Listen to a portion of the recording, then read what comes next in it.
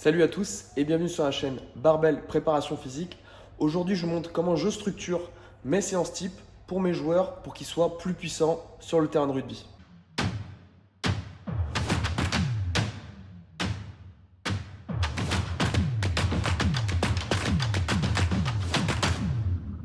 Comme j'ai dit juste avant, je vais vous présenter un petit peu la structure que je vais utiliser pour des séances qui durent en moyenne entre 1 heure minimum et voire 1 heure et demie si on prend un petit peu son temps et qu'on respecte un peu plus ses temps de repos.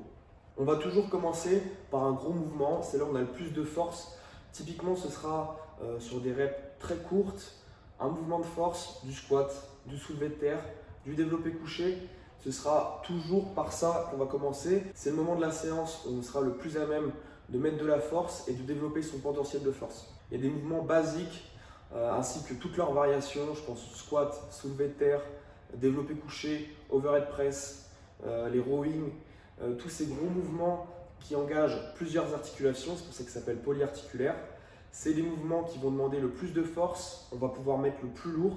Et comme les adaptations en force elles sont centrales, ça va vraiment nous servir de manière globale pour être un meilleur joueur, pour être plus fort. Donc, sur ce premier exercice, ce sera un mouvement polyarticulaire avec des séries très courtes. Souvent, ce sera entre 2 et 6 répétitions maximum. Après, si vous faites des phases où vous mettez plus de volume, ça peut se faire aussi. Mais moi, sur un entraînement de puissance, ce sera des reps très courtes. Ensuite, en deuxième position, ça peut être un mouvement d'haltérophilie, une variation de mouvement d'haltérophilie. Donc un snatch, un power clean. Moi, avec mes joueurs, je ne leur ai pas vraiment appris la technique pour vraiment faire un clean qui descend en squat complet ou un clean and jerk. Donc eux, ils ont plus des mouvements décomposés ou des mouvements réalisés avec un halter au lieu d'une barre. Je pense notamment au snatch à l'halter qui est un super mouvement, qui est facile à apprendre, que vous pouvez donc incorporer facilement dans votre entraînement sans perdre 2-3 heures à vraiment apprendre la technique, même si c'est une très bonne chose aussi. Quand on a du temps limité, moi je préfère faire des petits mouvements décomposés pour introduire progressivement l'haltérophilie à ces joueurs-là. Ensuite, en troisième position, on a un autre mouvement polyarticulaire. On arrive sur quand même la grosse partie de la séance. Là, 1, 2, puis 3 exercices. Un troisième exercice qui reste quand même assez dur, quand même assez lourd, qui engage plusieurs articulations. Une fois que ces 3 exercices-là sont faits, vous avez quand même un gros travail qui a été fait sur la séance. Et si vous êtes court en temps, vous pouvez même vous arrêter là. Vous aurez énormément de bienfaits, que ce soit sur votre force, sur votre puissance. Et ça va énormément vous apporter si vous n'avez pas beaucoup de temps. Donc là, typiquement, ça peut être un mouvement où les autres groupes musculaires des exercices d'avant n'ont pas été sollicités. Par exemple, si vous avez fait du squat ici, vous pouvez vous diriger vers un mouvement polyarticulaire qui engage plutôt le haut du corps. Ça peut être un exercice pour le dos, ça peut être du développé couché, un overhead press.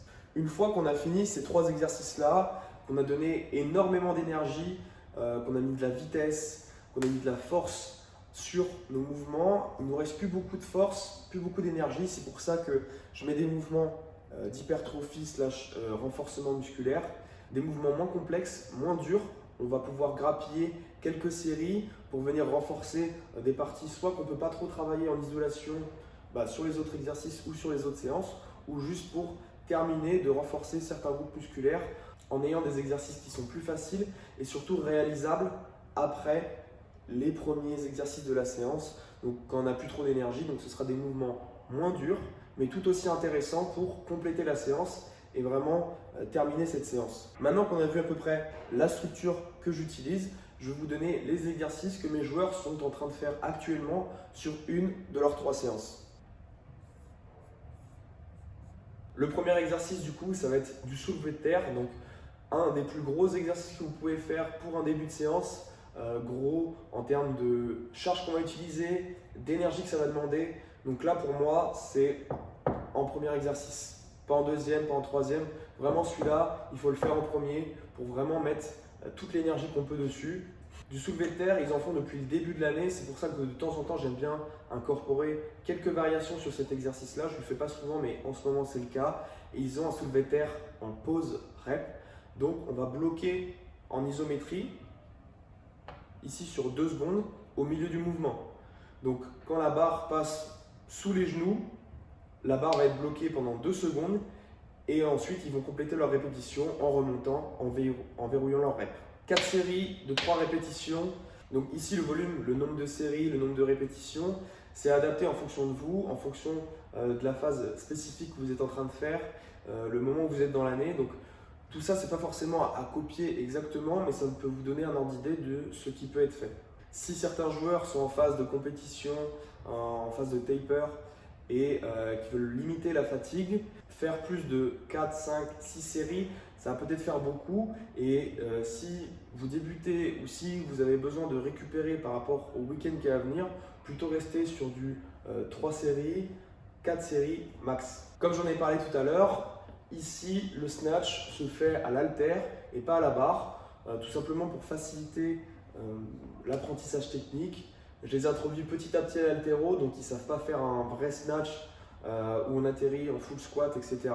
Donc là, c'est juste un très bon exercice pour s'introduire à l'haltérophilie, avoir les bienfaits et en plus travailler en unilatéral, c'est toujours intéressant pour rattraper de potentiels déséquilibres entre les deux côtés.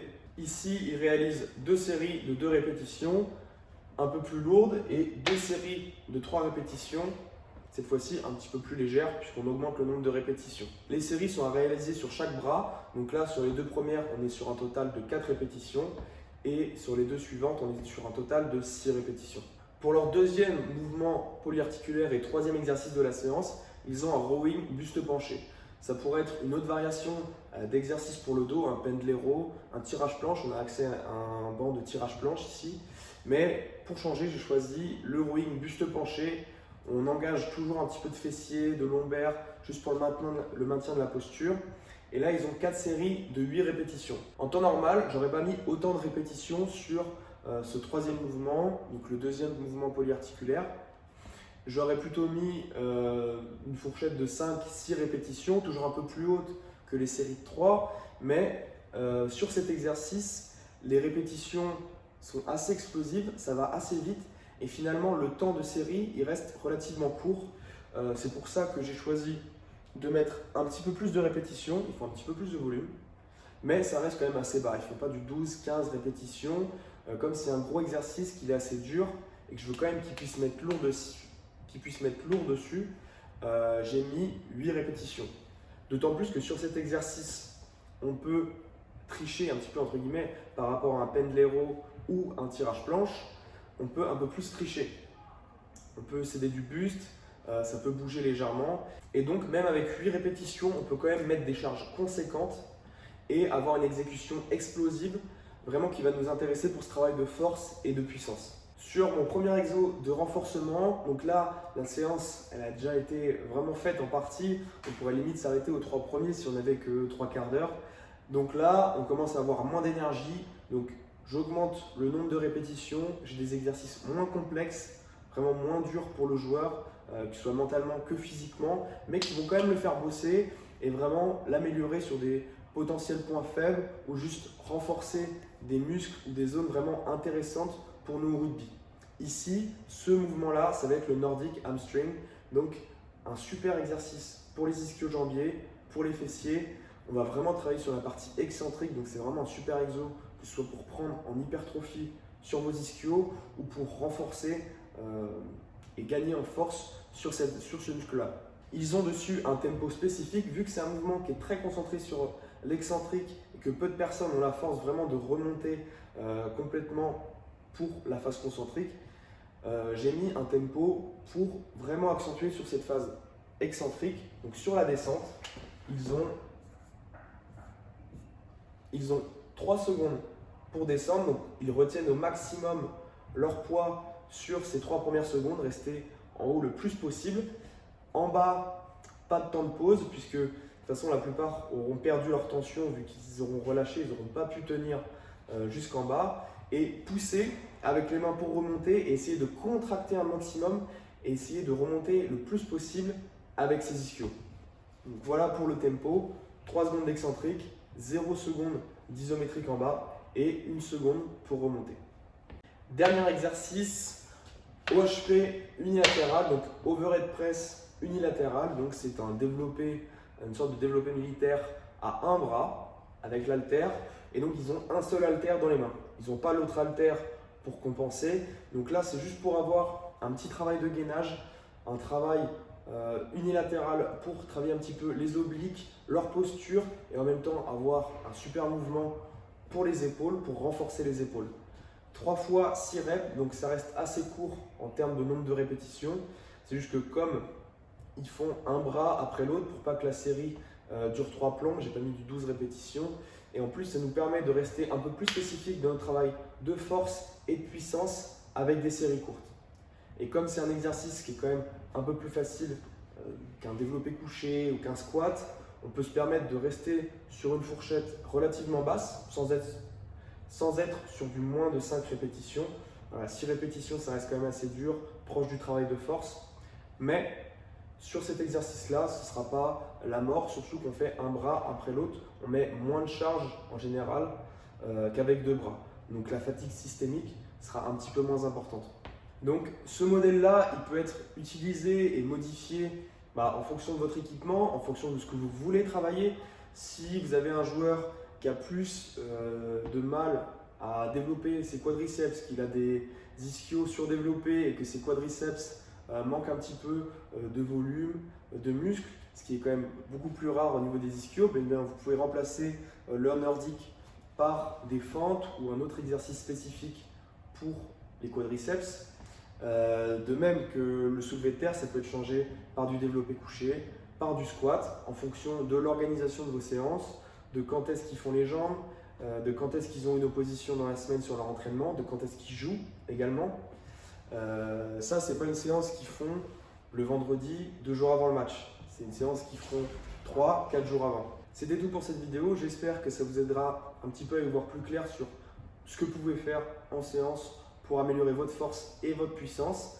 Sur des exos spécifiques, c'est quelque chose d'assez global, général. On a des gros mouvements, ça peut être adapté sur plusieurs sports. Ici, c'est quand même des groupes musculaires qui vont être intéressants pour notre activité au rugby. On aura de la force à développer proche du sol. On aura des exercices qui vont travailler le gainage, la posture, notamment le soulevé de terre en pause rep. Il est vraiment très dur cet exercice. Le rowing, le nordique pour prévenir les blessures au niveau du genou. Donc là, il y a beaucoup de subtilité dans ces exercices-là, de pourquoi, du comment, mais vous pouvez adapter vraiment en fonction de vos attentes, en fonction des objectifs que vous avez et surtout de la prévention de blessures que vous voulez faire. Si vous êtes tout seul et que vous voulez faire ça pour vous, vous pouvez avoir une prévention de blessures adaptée. Et bien sûr, si vous êtes coach et que vous voulez utiliser ça pour vos joueurs, ça va être en fonction de votre effectif, de l'âge qu'ils ont et de l'objectif que vous avez. Si tu veux améliorer tes performances au rugby avec une préparation physique faite sur mesure, avec une planification détaillée et des séances vraiment individualisées, rejoins le coaching privé Barbell. On voit tout ça en détail pour faire de toi un meilleur joueur de rugby. C'était tout pour cette vidéo. Merci de l'avoir regardé jusqu'au bout. D'ici là, je te dis à la prochaine.